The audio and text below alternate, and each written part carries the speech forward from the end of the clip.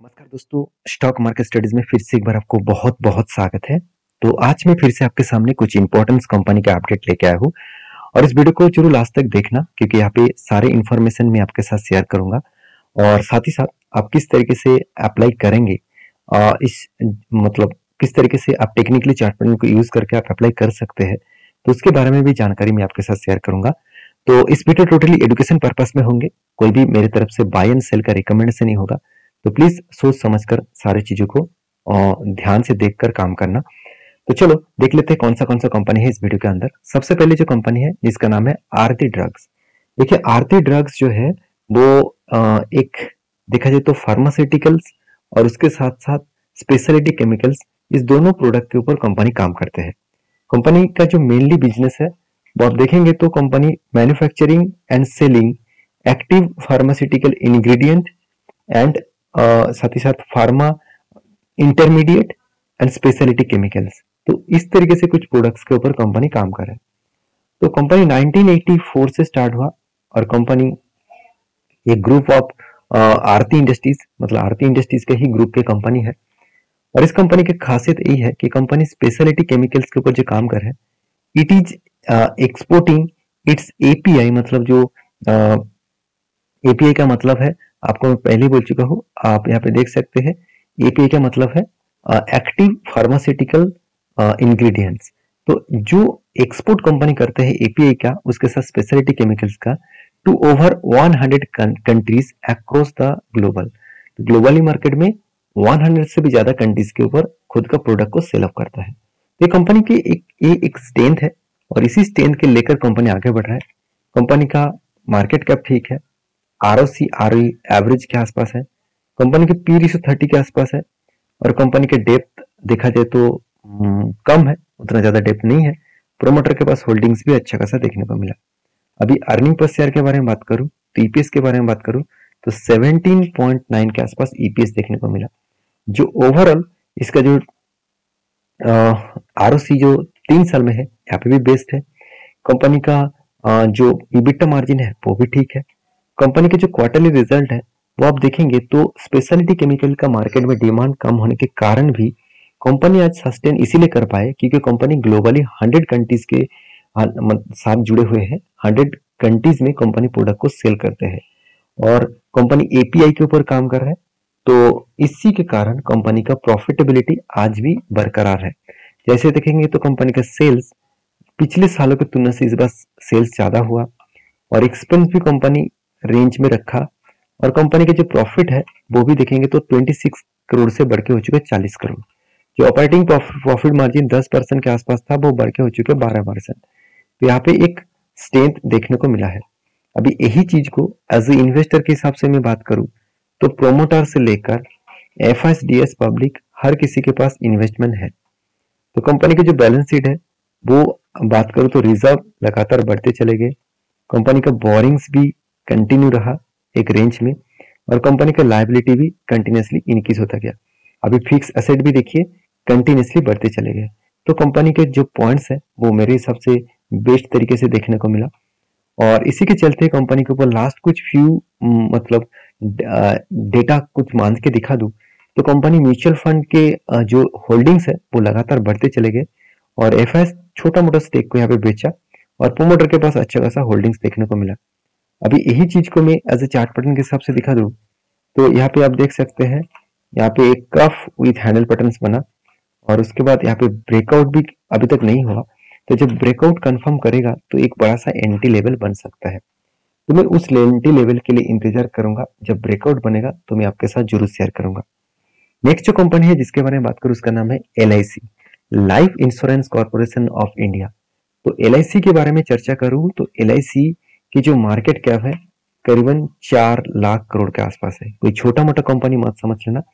Company में 66% जो insurance, जितने सारे 100% अगर इंश्योरेंस कंपनी हो इंडिया में, उनमें से अकेला लाइफ इंश्योरेंस मतलब LIC 66% मार्केट शेयर लेके बैठे हुए हैं। तो सोचिए कितना बड़ा ग्रोथ पोटेंशियल है। हाँ, आप बोल सकते हैं कि कंपनी सर गवर्नमेंट कंपनी है तो इसमें तो कुछ गवर्नमेंट डिसीजन ले तो एक करेक्शन हो सकते हैं। हाँ, ये बात सही है क्योंकि कंपनी के प्रोमोटर के पास होल्डिंग अभी भी 96 करोड़ 6% के आसपास है। इसका मतलब जब उसका शेयर बेचना पड़ेगा सेबी के रूल्स के हिसाब से, क्योंकि सेबी के रूल्स कितना है, 75% के ऊपर प्रोमोटर्स के पास होल्डिंग्स नहीं होना चाहिए। मतलब कंपनी के ओनर के पास 75% से ज्यादा होल्डिंग्स नहीं होना चाहिए। तो यहाँ पे प्रोमोटर के पास कितना होल्डिंग्स है, 96%। इसका मतलब ओवरऑल देखा जाए तो 21% के आसपास होल्डिंग्स को यहाँ पे बेचना पड़ेगा। और इस 21% के आसपास होल्डिंग को जब बेचेंगे तो एक भारी भरकम करेक्शन देखने को मिलेगा। तो इसलिए शायद इसीलिए इंस्टीट्यूशन उतना ज्यादा क्वांटिटी यहाँ पे बाय नहीं किया है। तो प्रोमोटर के पास एफआईएस और डीएस के पास होल्डिंग छोटा मोटा है और पब्लिक के पास अच्छा खासा होल्डिंग्स है। फिर भी कंपनी में दम कितना है देखिए, कंपनी सेल्स के मामले में इस बार हाईएस्ट सेल जनरेट किया। एक्सपेंस के मामले में कंपनी एक्सपेंस को कम किए और अच्छा खासा यहाँ पे प्रॉफिट भी जनरेट किया। अभी प्रॉफिट के बारे में बात करूं तो कि पहले उतना खास प्रॉफिट नहीं हुआ करता था। तो लास्ट 2023 के जो सीजन था, इस सीजन में कंपनी के ऊपर लगातार प्रॉफिटेबिलिटी बढ़ता हुआ देखने को मिला। कंपनी की जो बैलेंस शीट है वहां पे देखेंगे कंपनी का 1 रुपया भी कर्जा नहीं है, रिजर्व लगातार बढ़ते चले जा रहे, फिक्स एसेट भी कंपनी का लगातार बढ़ते चले जा रहे हैं। और जिसके कारण एज ए इन्वेस्ट मतलब जिसके कारण इसका कैश कन्वर्जन साइकिल जो है वो जीरो दिख रहा है, क्योंकि कंपनी के कैश कन्वर्जन साइकिल जीरो है। कंपनीज के जो लास्ट कुछ फ्यू मंथ्स का डेटा दिखा दूं कि कंपनी के ऊपर म्यूचुअल फंड ने क्या किया, होल्डिंग्स को डिक्लाइन किया और एफआईएस ने भी होल्डिंग्स को डिक्लाइन किया और बाकी जो होल्डिंग्स है टोटली प्रोमोटर के पास है और बाकी कुछ छोटे मोटे 2% के आसपास पब्लिक के पास होल्डिंग्स है। अभी एलआईसी के बारे में बात करूं तो कंपनी के ऊपर चार्ट पैटर्न बना कुछ इस तरीके से, कप विथ हैंडल पैटर्न बना था और 2 बार हैंडल पैटर्न बना और ब्रेकआउट भी हुआ और ब्रेकआउट कंफर्मेशन भी इस कैंडल में कर दिया और मैंने इसके ऊपर एंट्री भी ले चुका हूं और मेरा टारगेट जो रहेगा वो 753 रुपीज के आसपास मेरा टारगेट रहेगा। इस टारगेट को लेकर मैं चलूंगा और इस टारगेट बनने तक मैं वेट भी करूंगा। और फिलहाल के जो सीनरी है वो वही रेंज में आ चुके हैं जो रेंज इसके लिए बाइंग एंट्री लेवल था। तो मैं कोई यहाँ पे आपको टिप्स देने के लिए नहीं आया हूँ, मैं आपको कोई भी रिकमेंडेशन नहीं कर रहा हूँ। अगर आप इस तरीके से पैटर्न्स को सीख कर काम करना चाहते हैं तो सीख कर काम करिए, मेरे तरफ से कोई भी आपको रिकमेंडेशन नहीं है। अगर आपको प्रॉफिट होगा तो आपके ही रिसर्च के ऊपर होगा, अगर आपको लॉस होगा तो आपके रिसर्च के ऊपर ही होगा, क्योंकि मैं खुद जानता हूँ मुझे कितना रिस्क लेना है, कितना परसेंटेज में कौन सा कंपनी के ऊपर रिस्क लेना चाहता हूँ। अगर आप मुझे ज्यादा से ज्यादा कमेंट करेंगे तो मैं कौन सा कैटेगरी कंपनी के ऊपर कितना रिस्क लेता हूँ वो मैं आपके साथ एक अलग से वीडियो बनाकर शेयर करूंगा। और हाँ, कुछ दोस्तों ने मुझे कमेंट्स भी किए हैं कि सर कुछ कंपनीज के बारे में मुझे बताया गया कि उसके ऊपर एक बार जरूर डिस्कशन करिएगा। तो मैं आपको जरूर कहूँ कि मैं कभी ना कभी किसी न किसी वीडियो के अंदर उसका जिक्र मैं जरूर करूंगा। तो प्लीज सारे वीडियो को देखते रहिए और चैनल को सब्सक्राइब भी करके रखिए और बेल आइकन को हिट कर दीजिए, क्योंकि बहुत बार आपको नोटिफिकेशन नहीं मिलता है। तो नेक्स्ट जो कंपनी है जिसके बारे में बात करूँ उसका नाम है रिलैक्सो फूड है। देखिए इंडिया में फुटवेयर बिजनेस में जितने सारे कंपनीज है उनमें से रिलैक्सो नंबर 1 में था, आज नंबर 1 नहीं है। आज नंबर 1 कौन है, metro band. Metro band India के पॉपुलर कंपनी बन चुके हैं, फिर भी रिलैक्सो का जितना पोटेंशियल है उतना पोटेंशियल मुझे मतलब इस कंपनी में सबसे ज्यादा पोटेंशियल मुझे रिलैक्सो के ऊपर देखने को मिलता है, क्योंकि इस कंपनी का कुछ खासियत पॉइंट है जो मैं आपके साथ शेयर करूंगा। कंपनी की आज पहले बता दो कंपनी का करेक्शन मतलब गिरावट के पीछे रीजन कौन सा है। कंपनी का मैनेजमेंट ये बताया कि कंपनी का जो इतने दिनों तक बिजनेस चला था उसमें उसका जो मार्केट शेयर था वो गिर रहे थे और इस गिरने के पीछे कारण यही था कि रिलैक्सो ज्यादा से ज्यादा हाई प्रोफाइल मतलब जो फुटवेयर था वो बना रहे थे। तो हाई प्रोफाइल जो लेदर प्रोडक्ट था वो बना रहे थे और इसीलिए जो लो प्रोफाइल कस्टमर है, लो प्रोफाइल का मतलब सस्ते दामों में खरीदने वाला जो प्रोडक्ट है, जूते है, तो उसको खरीदने वाला जो कस्टमर था उसको बेच नहीं पाया, तो इसलिए मार्केट शेयर कंटिन्यूसली गिर रहे थे। और इसलिए मैनेजमेंट ने एक डिसीजन लिया कि 2025 शुरू होने से पहले मार्केट शेयर को फिर से वही जगह पे लेके जाएंगे जो पहले था, क्योंकि वो हाई कैटेगरीज के लिए और लो कैटेगरीज के लिए दोनों के लिए ही यहाँ पे प्रोडक्ट बनाएगा। तो मेरे हिसाब से कंपनी का जो क्वार्टरली रिजल्ट है वो लगातार सेल्स में इंक्रीजिंग देखने को मिला, एक्सपेंस भी कंट्रोल में रखे और कंपनी का नेट प्रॉफिट भी धीरे धीरे करके आगे बढ़ रहा है।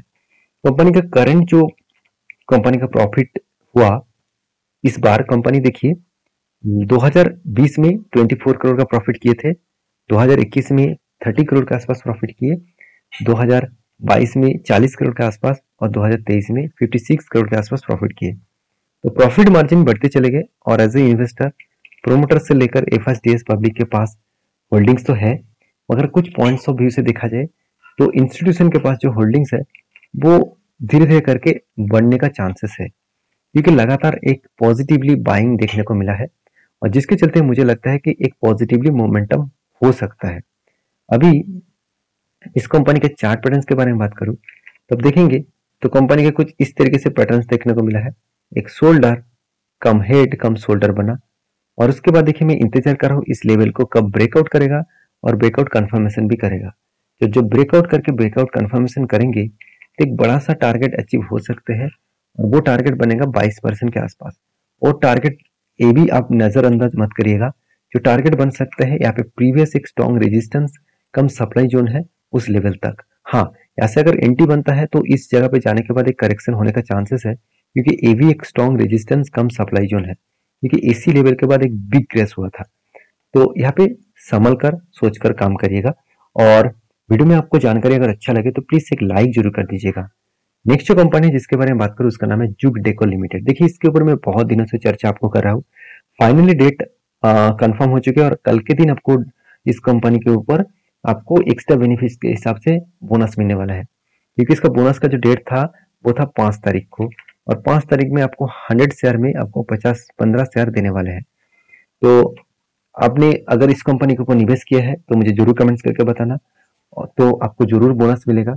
और वीडियो में सारी जो जानकारी मैं आपके साथ शेयर किया हूँ वो टोटली एजुकेशन पर्पस में था, कोई भी मेरे तरफ से बाय एंड सेल का रिकमेंडेशन नहीं है। तो प्लीज सोच समझकर स्टडी करके काम करना। मिलते हैं नेक्स्ट वीडियो में, तब तक के लिए अच्छे से रहिए, अपने ख्याल रखिए। धन्यवाद।